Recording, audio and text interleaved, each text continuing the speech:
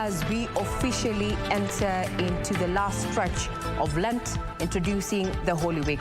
Details of this will be coming up as we focus on how Kenyans join the rest of the world in celebrating Palm Sunday. But first things first, the highlights.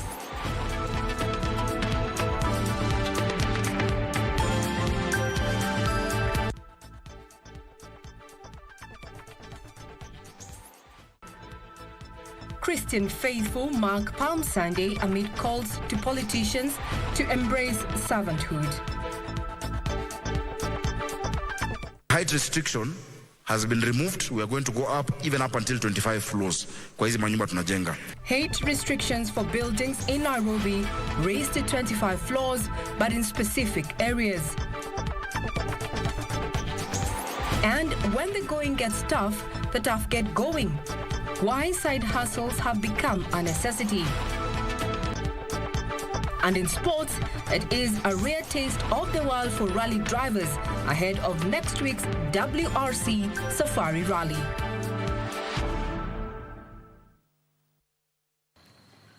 Good evening, I'm Regina Manyara and you're watching Sunday Express. My colleague on sign language interpretation is none other than Madam Anne Wangeshi.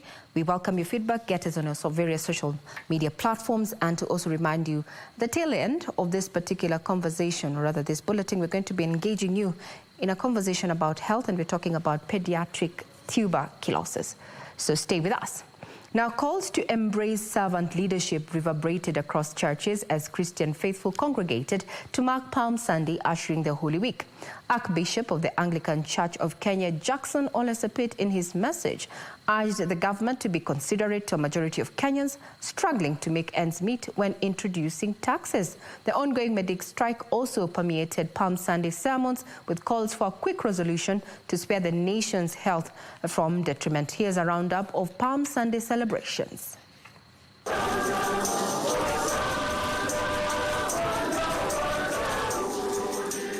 World over marked the commencement of the Holy Week with Palm Sunday processions signaling the final week of Lent, a 40-day period of prayer and reflection. Palm Sunday memorializes Christ's entrance into Jerusalem ahead of his betrayal and crucifixion. A spot check by KBC Channel 1 found Christian faithful across the country reverently commemorating Jesus' triumphant entry into Jerusalem.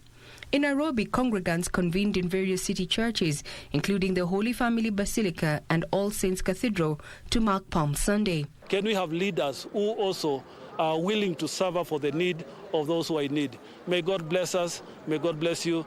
That was a message of Palm Sunday. The suffering servant came into the city to address the needs of people. Sermons seemingly reading from the same page, calling for servanthood among leaders. Kwa hivyo kama kanisa, nia yetu ni ile nia ya mwananchi anayetaka hospitali zetu zirudie kama kawaida, ziwe na dawa, ziwe na wauguzi, kwa sababu hawa wakigoma, hasa public hospitals, mwananchi wa kawaida anaumia. In Mombasa, the Kenya Conference of Catholic Bishops used the day to call for truce between the government and the striking medics to end patient suffering. Archbishop Martin Kivuva further urged Kenyans to adhere to traffic rules and regulations to avert further losses. In Kiambu, Christians from Kerwa and St. Anne's Mudhure in Kikuyu and Kabete constituencies took to song and dance after having their palms blessed. And therefore Jesus was coming so that justice may prevail within the church and within the life of Kenyans and Christians. However, at the Vatican, Pope Francis, at the last minute, skipped reading his homily during a Palm Sunday Mass for tens of thousands of faithful at St. Peter's Square, but continued presiding at the service. The Holy Week ushers in Good Friday, also known as Holy Friday, when Christians hold processions to mark the betrayal, crucifixion, and death of Jesus ahead of Easter Sunday celebrations commemorating the resurrection of Jesus from the dead. Indeed, we in the Holy Week, let's continue fasting and hope that when Christ dies, he will die with us and resurrect with us.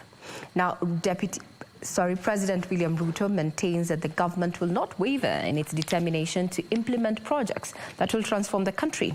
The president says no amount of criticism will stop him from implementing initiatives aimed at improving the lives of Kenyans. He made the remarks at the Anglican Church of Kenya, Emmanuel Church, Bahati in Nairobi County. President William Ruto, who attended Palm Sunday service at the ACK Emmanuel Church, Bahati in Nairobi County, said his focus remains the transformation of the country.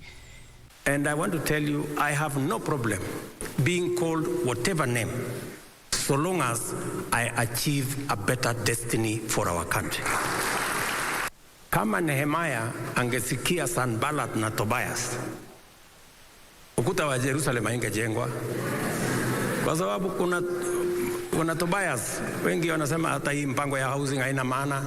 The head of state defended the affordable housing project as a key strategy to empower youth and grow the economy. The president adding that his vision is to have 1 million new house owners in Kenya in the next 5 years. Tutakuwa na watu wengi ambao hawaoni mahali tunaenda, lakini baadaye watakuja kuelewa where we are going.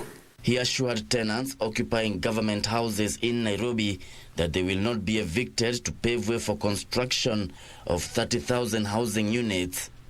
Mungu hajanijalia niwe rais wa Kenya ati kujaza nafasi ya mtu kuitwa rais, ama ati ndio nipate mshahara, nipate kazi. Hapana. Mungu amenipatia hii nafasi nibadilishe Kenya. President Ruto also urged elected leaders to focus on delivering services to Kenyans. Vishoke Washira, Sunday Express. Now, Deputy President Rigathi Gachagua on Sunday visited Mama Grace Wahu, an 85-year-old widow in Murang'a County whose 7 sons died after consuming illicit brew. Accompanied by Murang'a Governor Irungu Kang'ata, National Government Administration officials, and a host of other leaders, the Deputy President pledged to intensify the government's crackdown on illegal liquor and narcotics across the country. He offered to employ Mama Wahu's daughter, Margaret Wairimo, so that she can be financially empowered to take care of her elderly and sick mother. We have come out with very serious measures, and we want to ask for support from the church, from leaders, from everybody. Because even yourselves, the people of the press, you can see what is happening. And we want to appeal to merchants of death, those people who manufacture and distill poison, distribute it and sell it disguised as alcohol, to have some heart, to have some empathy. If the officers who are using this crackdown to extort money from business people is very sad, the EACC must do its job. Now, the height of restriction in building houses in Nairobi County has been removed, and houses can now be built up to 25 floors. While announcing the measure, Nairobi Governor Jackson Sakaja, however, hastened to clarify that the measure was specific to areas around Moi Air Base in Nairobi's Eastleigh estate. Nairobi County Governor Johnson Sakaja had joined President William Ruto for a Sunday service at ACK Emmanuel Church in Bahati Estate, Makadara constituency, Nairobi County. It's here that he explained why his administration has decided to remove the height restrictions on buildings in the county to accommodate its growing population. Nairobi is 696 square kilometers. In 2050, Nairobi itakuwa na population ya 10.5 million people. Tutapanua Nairobi? Hapana. The only place we have to go is up. Hiyo ndo ardhi tumebaki na, hiyo ndo hewa tumebaki na. But hours later he took to his formerly Twitter account to clarify the statement, saying what he meant was an area specific around the Moi Air Base. He added that there is a proposed area-specific zoning framework which is already before the Nairobi County Assembly that seeks to extend the height to 75 floors in some areas. He explained that the framework, which seeks to make provision of traffic, health and educational facilities and green spaces mandatory, will soon be available for public participation. Furthermore, the governor stated that the change in the height approvals doesn't mean every development proposal will be approved, saying other considerations such as plot ratios, ground coverage and area character will be adhered to. Tilio Marco for Sunday Express. You can bet that pronouncement by the governor of Nairobi County is going to set tongues wagging and going to elicit a lot of debate in the coming week, and we're going to be keeping tabs on that. Now, security agencies in Lamu County are investigating a suspected terrorist attack in Tar area of Lamu West constituency on Saturday night that left 2 National Police reservists dead and 1 nursing injuries. 2 houses and property of unknown value were burnt during the attack by suspected Al-Shabaab militants. Residents claimed they heard gunshots at about 2 a.m., an indication that the reservists may have exchanged fire with the attackers before they were overpowered. Asubuhi ndio tukaja tukapata tayari ni askari wetu wa NPR wamepigwa na wakauliwa wawili na mmoja akajeruhiwa miguu, na katika hiyo hali imeweka wananchi na tension. Hata wengine saa hii wameanza kubeba mizigo wakienda, wengine hata wanashindwa sasa hapa watarara kihivi, manake kama usalama wao wamepigwa sasa, wameshindwa sasa watakaa hapa kivipi. Hili ni jambo ambalo tukilichunguza kiundani huenda kawa linahusiana na mzozo wa ardhi, lakini sitaki niliweke hilo kwamba ni jambo la kipaumbele, lakini nataka niseme kwamba endapo hilo lipo, basi imewapasa viongozi wote wasimame wima, wasimame na msimamo mmoja kwamba hadui asitugawanye, hadui asitutatize tena. The Kenyatta University community on Sunday held an interdenominational memorial service at the main campus in Ruiru, Kiambu County, in memory of the 11 students who perished in a road accident last week. Leaders led by First Lady Mama Rachel Ruto joined the families and friends of the departed to offer their sympathy, support and prayers as they grieve the loss of their loved ones. The leaders raised concern over the increase in road accidents, which they say could be avoided. Families, friends, relatives, political and religious leaders and the larger Kenyatta University community gathered with heavy hearts at the university's graduation square to remember young souls whose lights were put out too soon. The portraits of the deceased students were displayed, representing the loss of precious lives in the tragic road accident. Michael Muteti, Navil Omondi, Austin Omondi Owino, Roger Kiprotich, John Biriri, Felix Gori, Benias Otieno, Valeria Kinyi, Helen Mbula, Oslo Mwendwa and Patricia Murugi are the 11 students whose sudden departure has left a large gap in the lives of loved ones.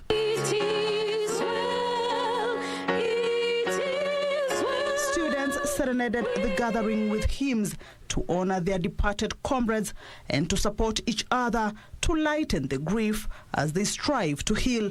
Speaker after speaker termed the tragedy as painful and unbearable. I offer my deepest sympathy. We stand with you in solidarity, offering our love, support, and prayers during this difficult time. We are heartbroken because we have lost future leaders in different spheres of life. They were shining examples to their peers and the pride and joy of their families and communities. Some were the only hope their families had. I know they filled your homes with cheer, laughter, and warmth. We cannot even imagine the depth of your loss and pain. We have the confidence and the faith that indeed the peace and the grace of God will be upon the families so that they can be able to be comforted, strengthened, and soon enough they will be able to heal out of this very great strategy. First Lady Mama Rachel Ruto also brought a personal donation of 2 million shillings from the President to help the families meet burial expenses. I bring you heartfelt condolences from the President of the Republic of Kenya, Dr. William Ruto. His thoughts and prayers are with you all. As an alumni of Kenyatta University, I'm sad to see the lights of our comrades put off so suddenly. All the deceased students were pursuing courses in the School of Public Health and were on a study excursion to Mombasa and Malindi when the bus they were traveling in collided head-on with a trailer. Almost 50-60% of the accidents we have had in our roads are avoidable, and actually some of them are made because of human error. That's why I'm sure moving forward, the government is coming in very, very strongly to tighten the rules to make sure that we don't have the kind of occurrences. More than 40 students were injured, and some of them are still receiving treatment in hospitals. Kamchi Menza for Sunday Express. It is a case of no retreat, no surrender for striking doctors as the Kenya Medical Practitioners, Pharmacists and Dentists Union vows to intensify the industrial action by mobilizing its members from all parts of the country to join the cause. This as the Council of Governors urged the doctors to call off the strike in favor of the negotiation table. As the doctors' strike enters the 12th day on Monday, Kenya Medical Practitioners, Pharmacists and Dentists Union says doctors are not budging and will pile pressure on the government to meet its end of the bargain. This coming week, we're going to have a demonstration in Nakuru, in Kakamega, in Migori, in Embu, and again in Nairobi. KMPDU Secretary General Davji Atela took issue with Health Cabinet Secretary Susan Nakumicha for adjudicating the matter in public gatherings, while talks have flopped. And actually quite astonishing that the Cabinet Secretary will want to solve these issues in political rallies or in barrier forums or by putting up bloggers on these matters. It is good for the Cabinet Secretary of Health to focus on the issues that are in the strike notice. And as doctors maintain their hardline stance, the Council of Governors is urging them to resume work and allow for talks with the government to sort out the issue. We know you're crucial. We know your issues are not being met, and there's no way we can work retrogressively or any other way. We must work to ensure that your end of the bargain is met. The same plea was made by a section of leaders in Western Kenya who say many Kenyans are bearing the brunt of the stallment. Wakenya, we want to be healthy. Malumbano ikiendelea kukua, we shall have a sick nation. A 13-member committee formed last Thursday to look into 19 issues raised by doctors is expected to submit its recommendations on Monday. Kasi Chanamasha, Sunday Express. To politics, where Kenya Kwanza lawmakers have defended Kiharu Member of Parliament Ndindi Nyoro over allegations that his countrywide forays are aimed at battling Deputy President Rigathi Gachagua for the control of Mount Kenya politics. The leaders, including Nyandarua woman Representative Faith Gitau, who spoke in Nyandarua County, said they stand behind the leadership of the president and his deputy. Oljororok, Nyandarua County, was the host to a section of Kenya Kwanza lawmakers on Sunday. The legislators led by Kiharu MP Ndindi Nyoro clearing the air that his countrywide tours should not be translated as political battle for the Mount Kenya kingship. Dede is doing his work. Lazima azunguke kila pahali akisema yale serikali imewapangia nyinyi. Shirika zote za serikali kama KRA na waruiza kwa heshima, as you do changes and especially increasing duty like the one we saw recently, it is important to do public participation. The countrywide forays, the lawmakers said, were instead meant to communicate and monitor government projects. Elsewhere, Prime Cabinet Secretary and Cabinet Secretary for Foreign and Diaspora Affairs Musalia Mudavadi has emphasized the importance of a collective vision for the nation and fostering unity among its people. Katika taifa letu tuwe na vision ambayo itatuweka pamoja. Tukiwa na kile tunaita national interest, tunaweka hiyo competition kando, tunakuja pamoja ili tuende mbele kama taifa moja la Kenya. He was addressing congregants at Dominion Chapel Kimuka in Kajiado County. Giverson Minor, Sunday Express.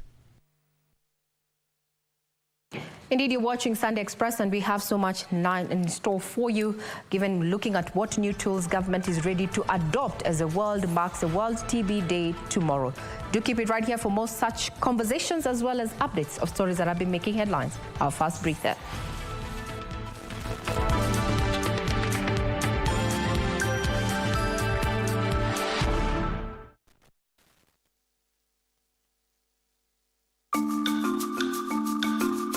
Welcome to Nakuru County, where every moment becomes a cherished memory.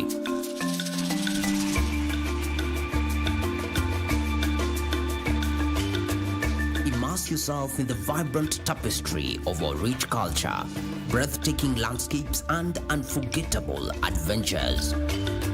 From the shores of Lake Nakuru, home to flamingos in a mesmerizing dance, to the thrilling safari experience in Nakuru National Park, our county offers a kaleidoscope of wonders. Indulge your senses in the warmth of our hospitality, savor local flavors, and let the rhythm of Nakuru's heartbeat guide you through an unparalleled tourism experience.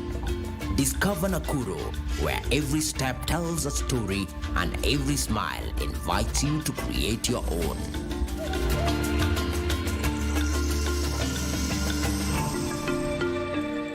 Kwa majina naitwa Beatrice Kimai, na mimi ndio nilikuwa mshindi wa Suzuki Wagon R Jenge na Moti.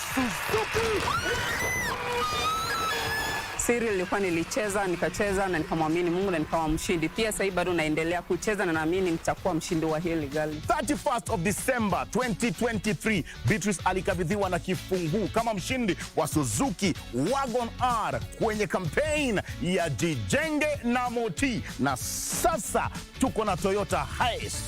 Siri yake ilikuwa ni moja: alicheza mara kadhaa, akacheza mara kadhaa, na akajaza tiketi zake kwenye draw, na bahati ikakuwa ni yake. Sasa uko na fursa ya kuvuka na ma3. Fursa yako kwenye star 570 hash. Ushindi namtangaza the 5th of May mwaka huu. Vuka na ma3. Cheza Lucky Game na tunakuhakikishia ushindi, na bahati yako itakufikia mahali popote ulipo. Kumbuka kucheza ni star 570 hash. Please, give me a sign. Give me a sign.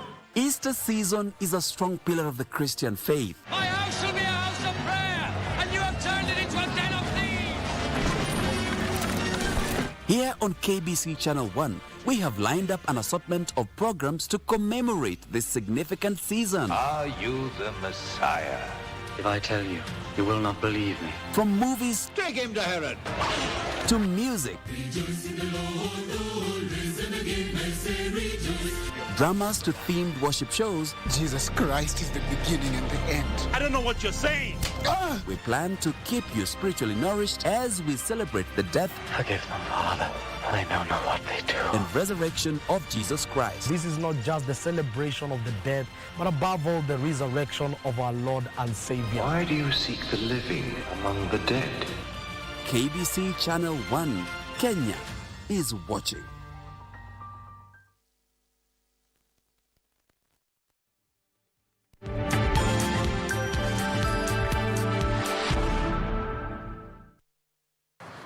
Good evening. Thank you for keeping us company on Sunday Express. Now, it is your reaction to adversity, not adversity itself, that determines how your life story will develop.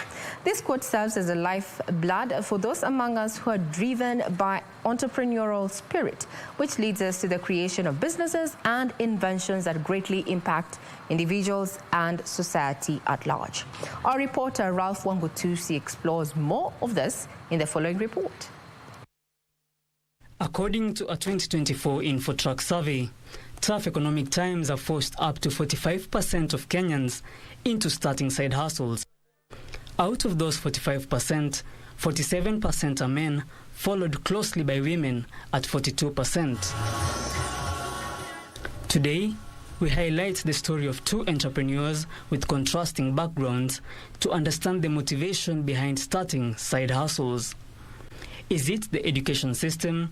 Is it limited employment opportunities? Or is it simply a matter of interest and necessity? In the streets of downtown Nairobi, we meet with Newton Lumumba, who is a graphic designer. Previously having been employed in the printing business, he decided to venture out into running his own shop. Uko employed, when graphic design uko employed, kuna wasi wako mahali pia wanataka kuwa employed na hakuna chances. Nikasema jume niko hivi na niko hivi, what if mimi mwenyewe nijitengenezee employment yangu na ni employ pia maboys wengine. Various work limitations associated with being employed drove him to take a leap of faith into self-employment. Lazima upe client attention. So, what if sasa niko employed sina hiyo time sasa, maybe niseme naweza waleta, but huku unajua pia wako na clients wao wenye wanataka mimi wahudumie. Lumumba opted out, preferring freelancing opportunities. Referrals ziende zikagrow, nikapata niko na clientele wengi wenye siwezi wa maintain nikiwa venye niko employed. So, that's why nikatake turn, nikasema mimi naweza acha nijaribu nianze mimi mwenyewe. So niliresign job. In this gig economy, graduates not only need to be book smart, but also street smart. With limited employment opportunities, side hustles are now the new source of hope and income. Deeper in the streets of Nairobi CBD, we meet with Stefano Wairagu, a recent graduate, who, despite getting a good education, chose to pursue business instead of employment. I'm not for employment, basically because I've seen the fruits of business, being an entrepreneur. And now the way Kenya is, the way things are more evolving each and every day, entrepreneurship is one thing that will lead you to places. Deciding what and where to sell or which business to start often holds back many when getting started. For Wairagu, tapping into the right market was only a matter of intuition. I love fashion. I love dressing well. I love looking good, so I give people what I do myself. Motivation being hard to come by, Wairagu says one should keep moving when the going gets tough. There are a lot of times I've felt like giving up in this business journey.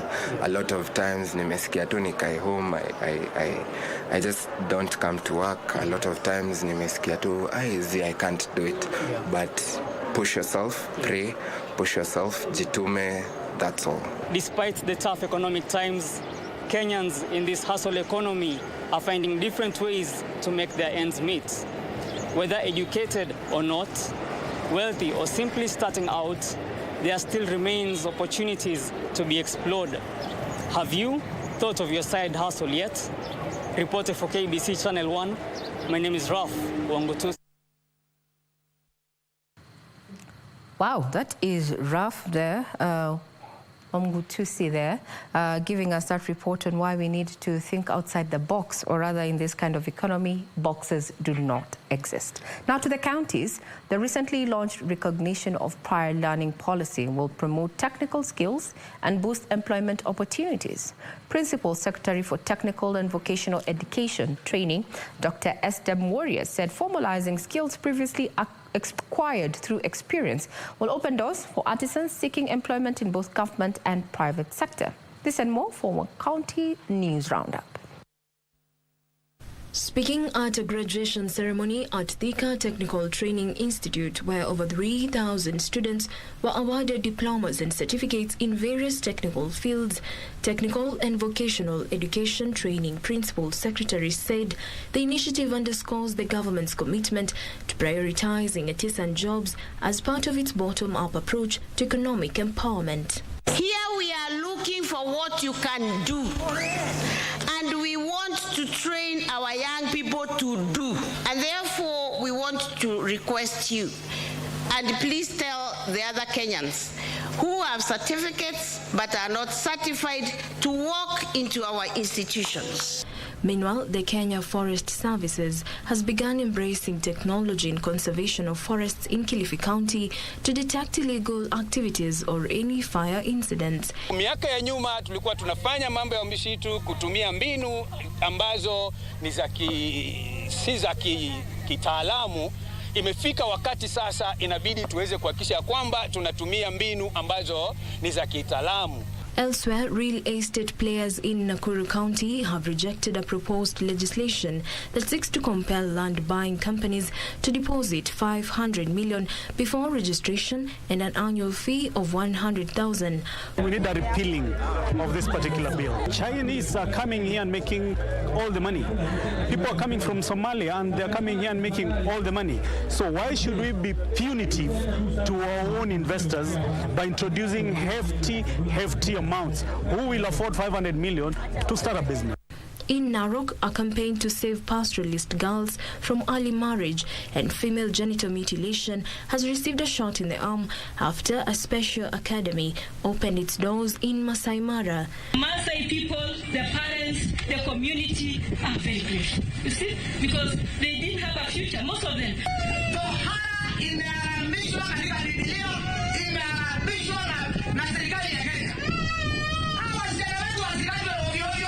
Finally, it was jubilation at St. Anne Leoki Girls Secondary School in Kiambu County as they received their first ever school bus, courtesy of well-wishers. We are also embarking on going green because we have started the solar lighting program, the solar pumping of the water, and also whereby we'll be able to cook in our kitchen using the clean energy.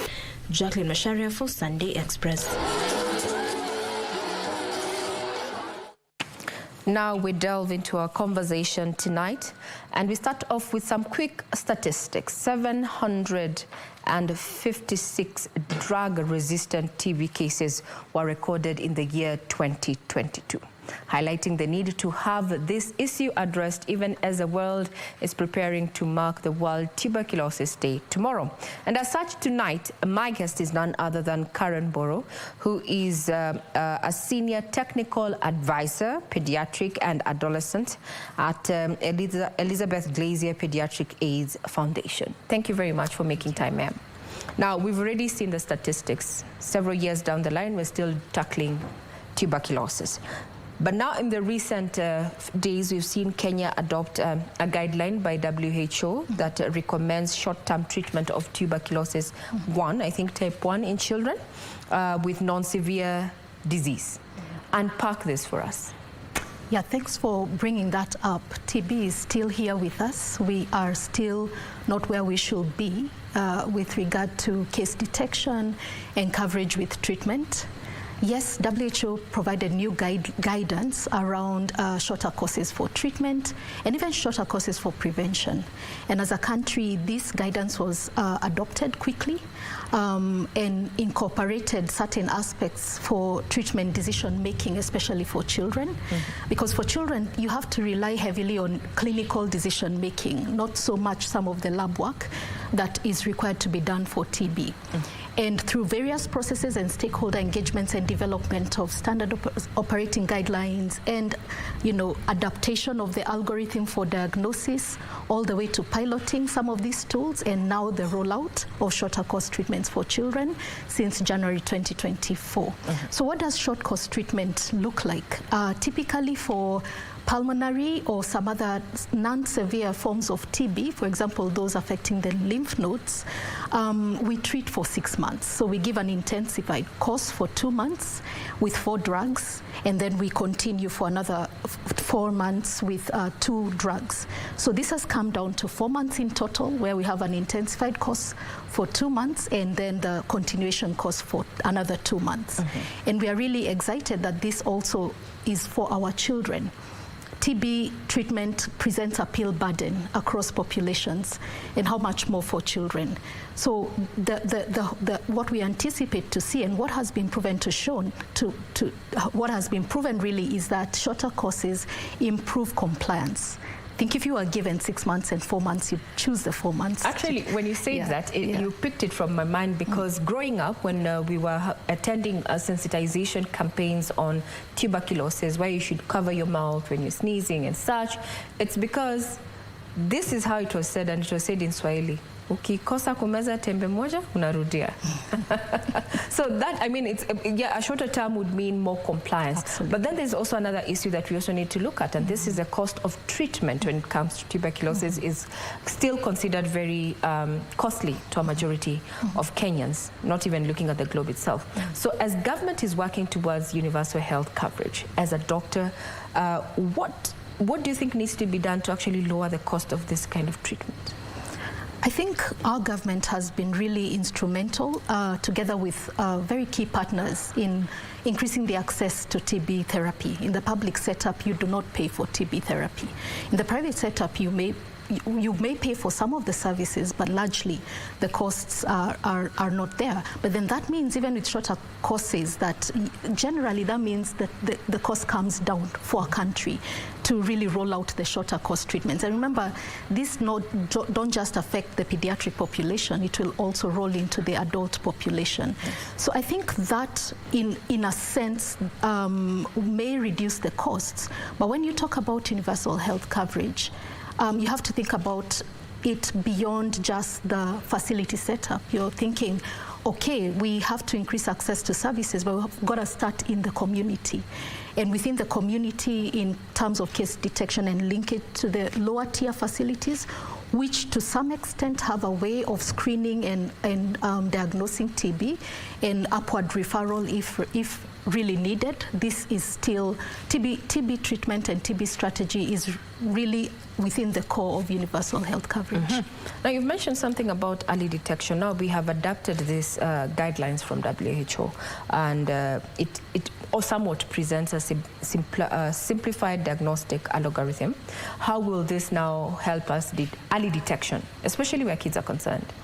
Yeah, that's a very important question. Children are not small adults. The way they present is different from adults in that, one, TB progresses much faster, and it can present like any other respiratory illness. You know, under fives commonly have respiratory illnesses. Yes. Can even present as a pneumonia.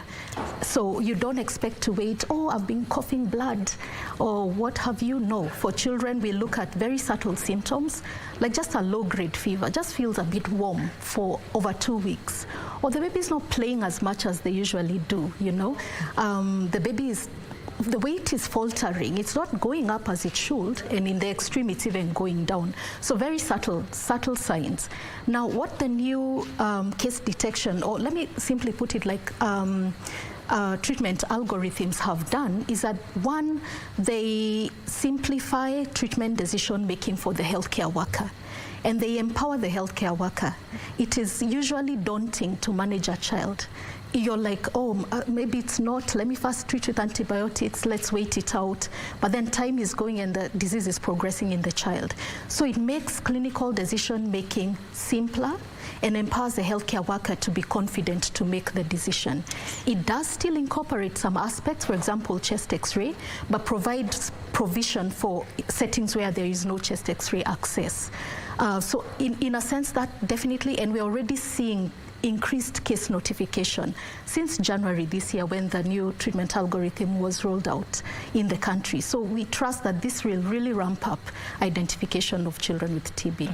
Yeah. As we're looking at reports and statistics when it comes to the TB burden in the country, for this category, children, would you say that we are having more cases of TB recorded in children than adults? And what might be fueling this? I won't say so. Children typically in Kenya are estimated to have a prevalence of TB of 10 to 15%. We've never reached the 15%. Actually, one of the goals of our new TB national strategy is to achieve 15% detection by 2028. So we've come a long way. I think at the end of 2021, we're at 11.4, and 2023 at 13.3, which is significant. Children as a population do not have higher prevalence compared to adults.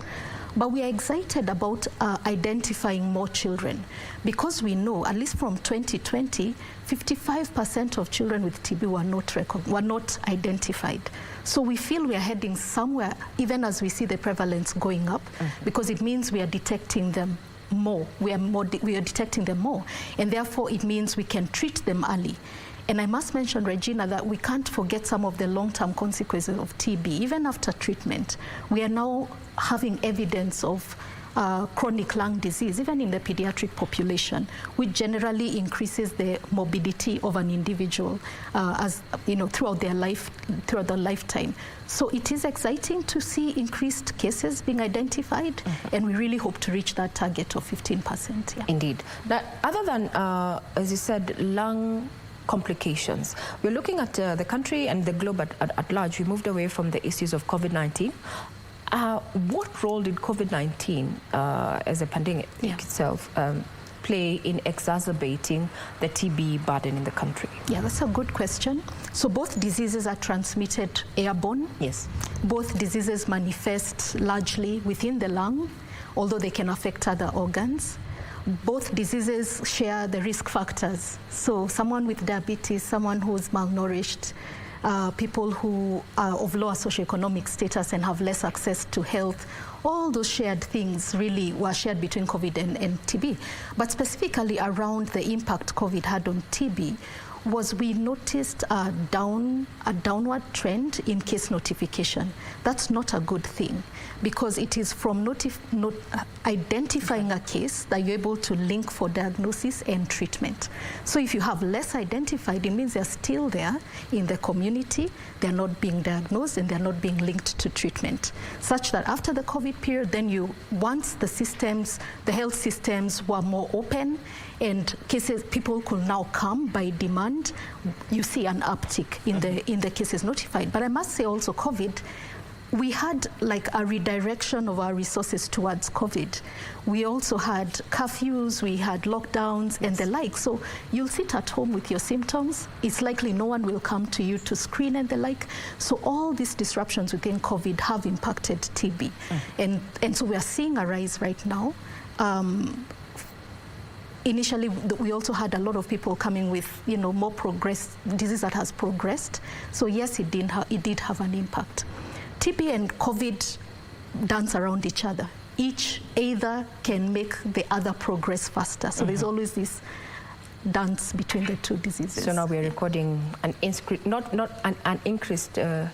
You're receiving a lot of data in terms of TB infections that maybe are a ripple effect of the COVID-19 disruptions there, but not necessarily that they were non-existent. No. Okay. Yeah. We'll take our first breather, but when we come back, we're going to be looking at stigma that is associated with TB and how it is affecting delivery of treatment and healthcare services for those who need it.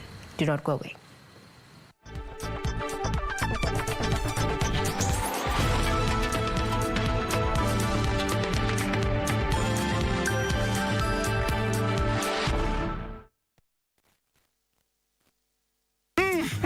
Friend huyu hapa na anakugoja *570# chagua option namba 4 na ujiingize katika draw ya kuvuka namba 3. Mshindi tunamtangaza 5th of May. Kumbuka ni *570#.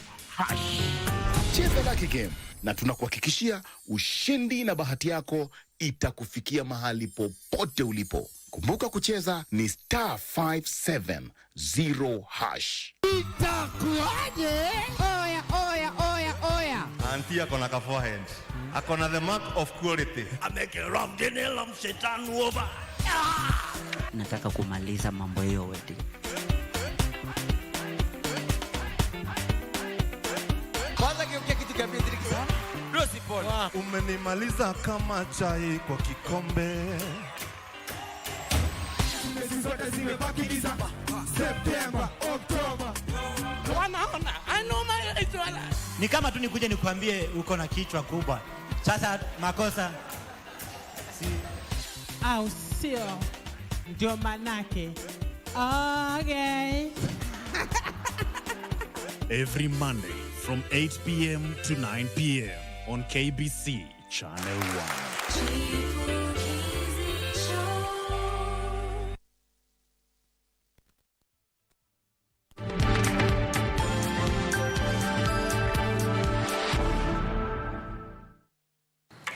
We're marking the World Tuberculosis Day tomorrow, but where are we in as far as the disease burden is concerned here in the country, and what is being done to ensure that you get medical support and services if you are diagnosed with tuberculosis?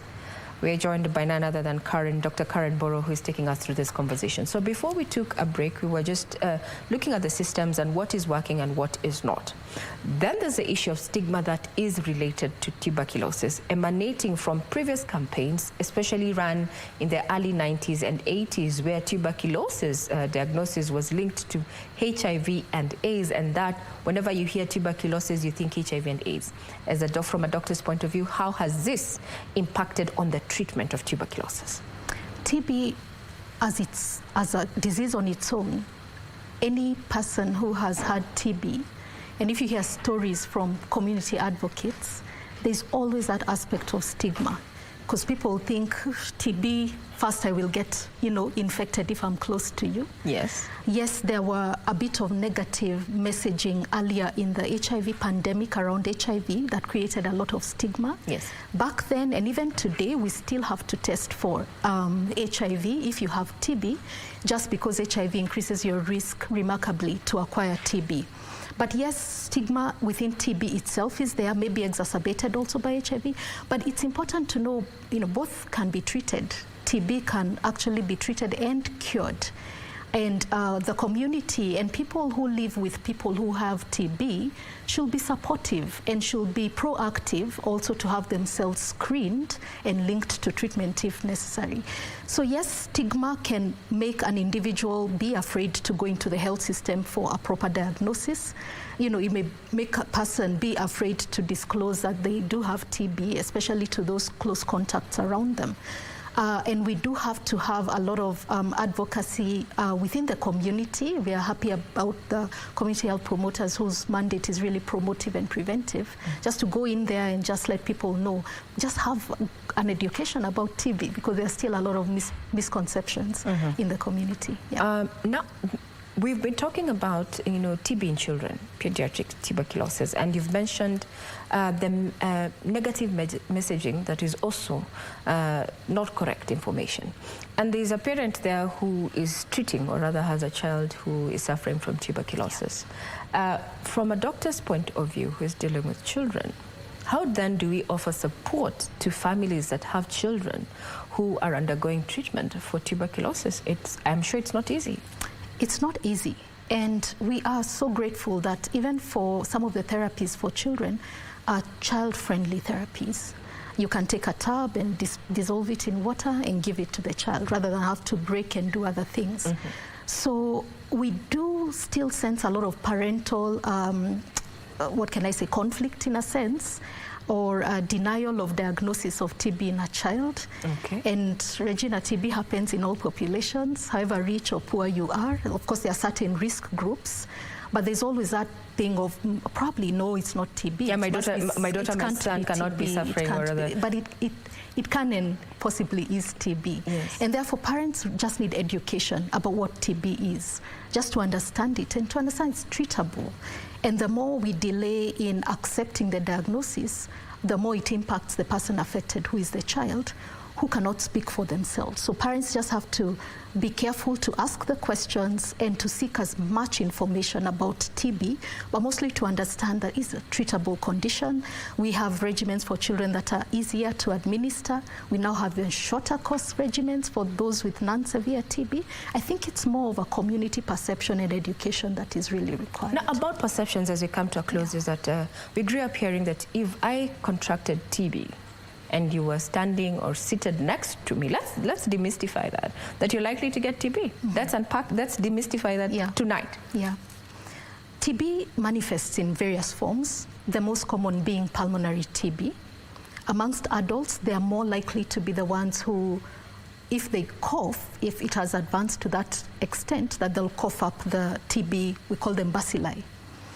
And therefore, if you have an active case of TB that's pulmonary in the home, there's a risk for acquisition of TB for the household contacts, and especially the vulnerable household contacts. The grandma, the person who has comorbidities like diabetes, but then let's not forget that little child there.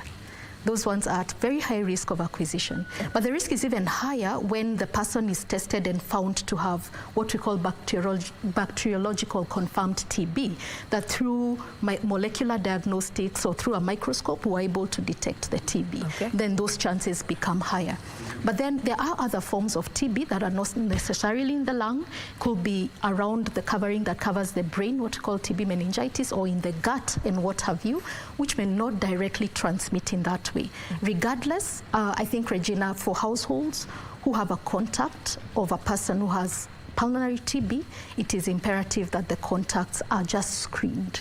And those who are symptomatic are tested. And those who are not are given preventative treatment. I like that symptomatic. We had that a lot quite when we were treating COVID-19. We have been speaking to none other than Dr. Karen Mburu on, why we need to get tested, why we need to move away from stigma when it comes to treatment of tuberculosis, well ahead of the World TB Day that we're going to be joining ranks with other countries to mark it tomorrow. Thank you, ma'am, for your time. Thank you. Now we hand you over to the sporting arena with my colleague, Karen Kibet, who's going to bring us up to speed with what we should expect, especially towards the end of this week as WRC comes alive. Still keep tuned.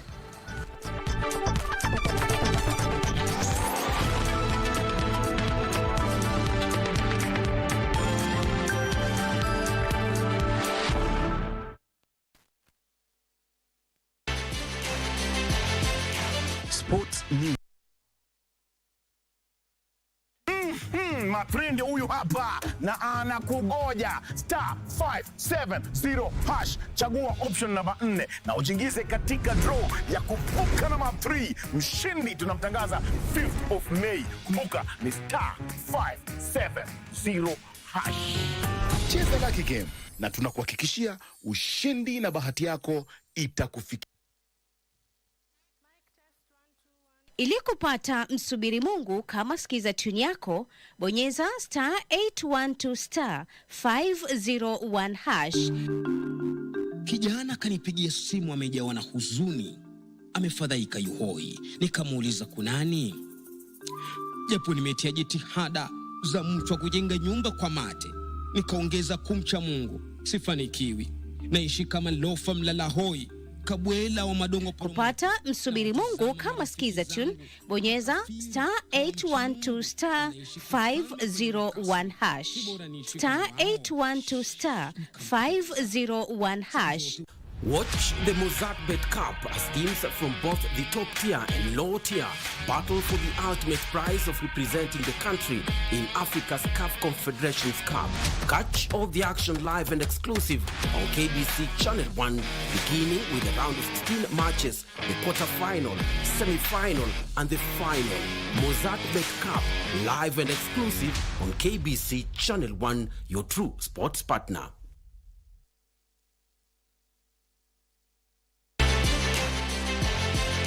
Sports News is brought to you by Mozart Bet.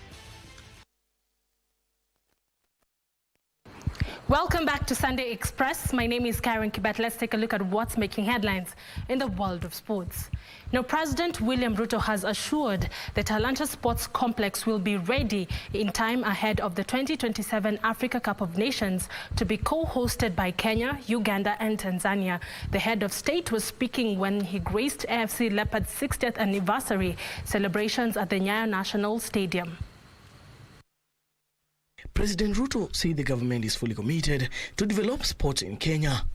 The head of state noted that going forward, his government will construct many sporting facilities in the grassroots so as to tap upcoming talents. Nataka niwashukuru wale wote wanaotusaidia kuongoza clubs zetu, zile ambazo tumejua tangu tuzaliwe, tangu tuwe na uhuru Kenya.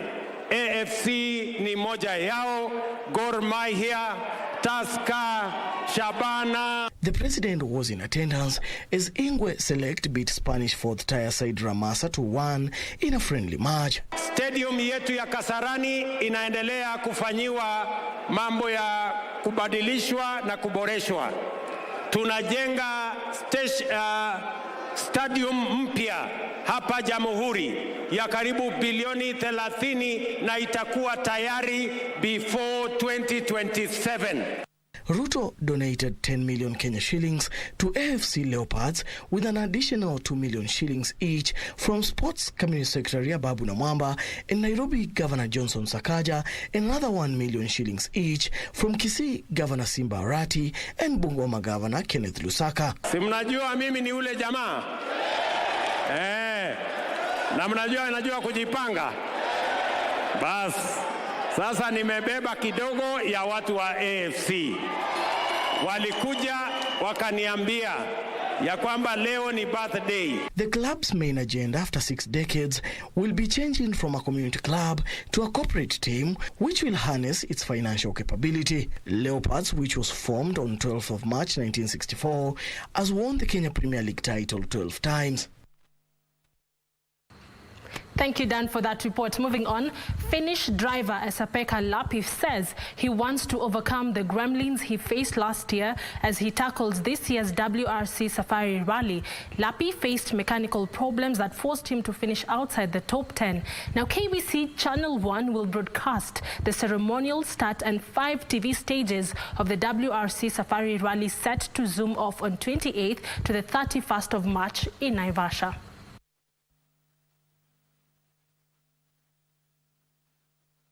Fresh from winning the WRC Rally Sweden, Esa-Pekka Lappi of Finland is in the country for the WRC Safari Rally. Lappi made his Safari debut last year and finished 12th after his Hyundai suffered propeller shaft gremlins, forcing him to retire and resume on Super Rally regulations and later losing four-wheel drive capability in a power stage. He says that they have resolved the problems in the car and they hope to be competitive. We had some updates for this year, but they are not massive in terms of performance. But I think they're really important, and we did already a lot of good job last year, which we just could improve on the races that we've developed the car. So I think the results what we've done last year already since August, September, they are showing now. EP, as he's known in rallying circles, is one of the 3 drivers in the Hyundai team and will be navigated by John F. Firm. The others are Terry Noiville, who will be co-driven by Martin Vidage, and Oitenak, who will sit alongside Martin Yayoval. The WRC Safari Rally will be flagged off on the 28th of March 2024 at the KICC. KBC Channel 1 will broadcast the ceremonial start and 5 TV stages. For Sunday Express, I am Daniel Wahome. Thank you, Wahome, for that report. Now, when you think of the best wildlife safari destinations, Kenya's premier tourist attraction, Masai Mara, comes to mind naturally. Top World Rally Championship WRC drivers had an adventure to remember at the world-famous game reserve ahead of their participation in next week's WRC Safari Rally in Naivasha.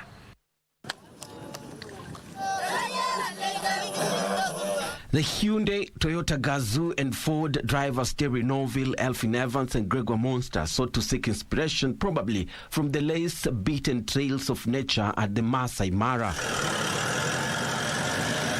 I think it's an enjoyable experience.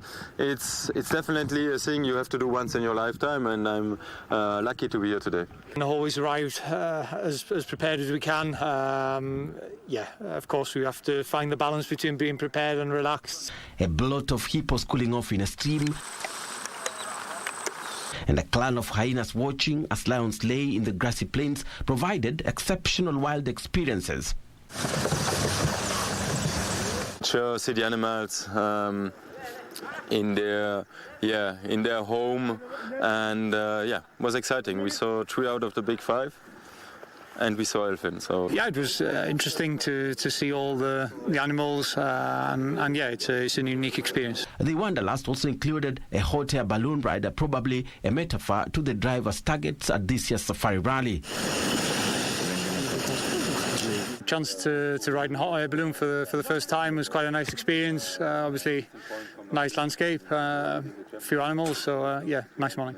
The beginning I was a bit scared because I don't like so much the heights, and we went quite high in the sky, but after it you get used to it and can just enjoy it. Actually, Safari Rally, the third stop on the 13-round WRC calendar, is regarded as one of the toughest events and thrusts the country into the limelight globally.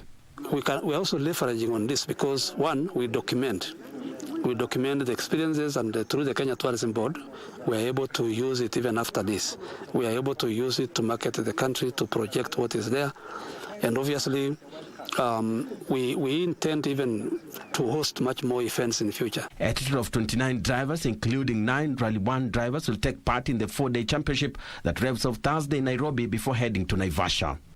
And now the drivers, of course, just getting ready for the accelerating race that they are anticipating on 28th of this month when the WRC Safari Rally kicks off. But of course, they had to take a trip around the Mara Triangle just to rev up their energies and also to put them in proper mental state ahead of the grueling race. Reporting for Channel 1 Sports from Masai Mara, I'm Bernard Okumu.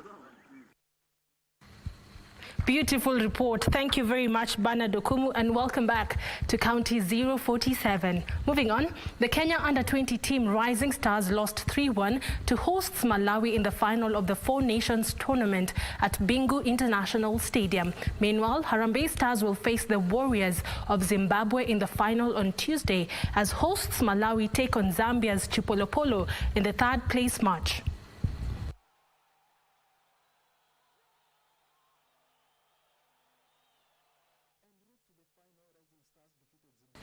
Nakaya Nkitare, Jeremy Orungu and Mateo Mbogo set new records in the Nairobi County Aquatic Association Sprints and Relays Swimming Championship held at the Regis School in Nairobi. The two-day event came to an end on Sunday with over 300 swimmers taking part. Nakaya Nakitare broke the previous record of 2 minutes, 6.82 seconds in the girls 7 and under 100 meters individual medley, setting a new time of 2 minutes, 6.60 seconds. In the boys category, Jeremy Irungu set a new record of 1 minute, 49.05 seconds, breaking the previous record of 1 minute, 55.19 seconds. Mateo Mbogo, Georgia Kari and Niolengo also set new records in the championship. We need to find out ways on whereby we can partner with maybe the county of Nairobi and even other counties to partner and make sure that they make available swimming pools for the swimmers to train and also be prepared. Torpego Swim Club dominated the men and women medal standings with 31 and 37 medals respectively, while Braeburn Swimming Club and Deshin Dolphin completed the podium dash in the men's category as Kavina School and Seahorses Aquatic took the second and third positions in the women's category. We have invested heavily in terms of making sure that the swimmers get their results on time through our scoreboards. We have the latest land ropes in town. And we are saying, very good, we headed somewhere. For the benefit of the swimmer, for the benefit of the sport, we're doing very well. The two-day event came to an end on Sunday with over 300 swimmers taking part. Dan Mwendo's report brings us to the end of the sports news tonight. My name is Karen Kibet. I'll see you tomorrow with more sports news. For now, I hand you back to my colleague, Regina Manyara.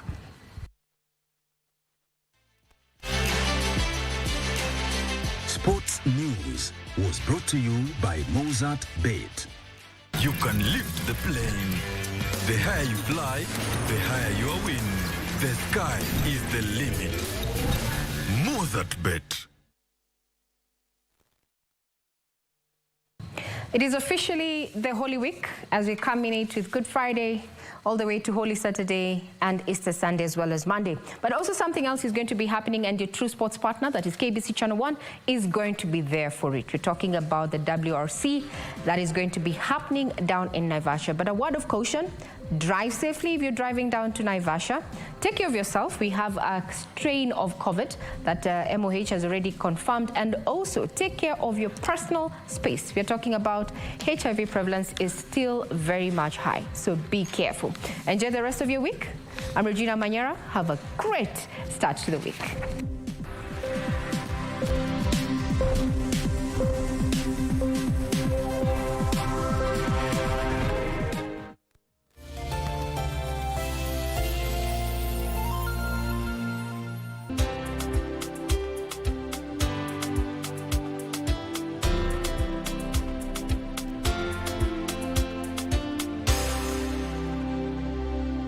Kwa majina naitwa Beatrice Kimani na mimi ndio nilikuwa mshindi wa Suzuki Wagon R, Jenge na Moti. Siri ilikuwa nilicheza, nikacheza na nikamwamini Mungu na nikawa mshindi. Pia sasa bado naendelea kucheza na naamini nitakuwa mshindi wa hili gali. 31st of December 2023, Beatrice alikabidhiwa na kifunguu kama mshindi wa Suzuki Wagon R kwenye campaign ya Jijenge na Moti. Na sasa tuko na Toyota Hiace. Siri yake ilikuwa ni moja, alicheza mara kadhaa, akacheza mara kadhaa na akajaza tickets zake kwenye draw na bahati ikakuwa ni yake. Sasa uko na fursa ya kuvuka na ma3, fursa yako kwenye *570#. Ushindi namtangaza the 5th of May mwaka huu. Vuka na ma3!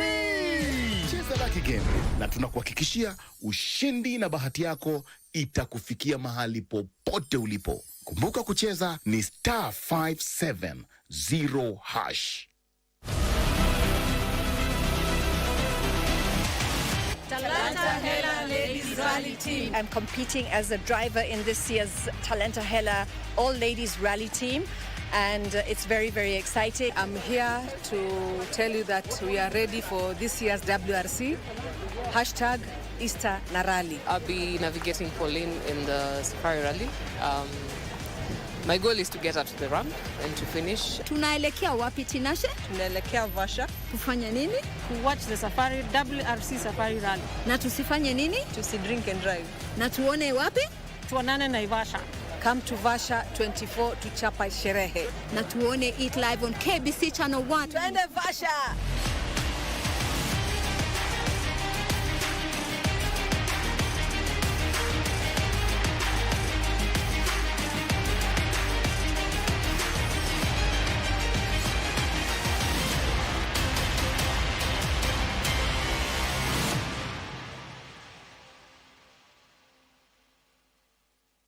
Kenya Broadcasting Corporation is Kenya's most trusted news and entertainment brand. Grow your business, acquire more clients, and reach new, diverse audiences by advertising with us. We connect brands to audiences that matter.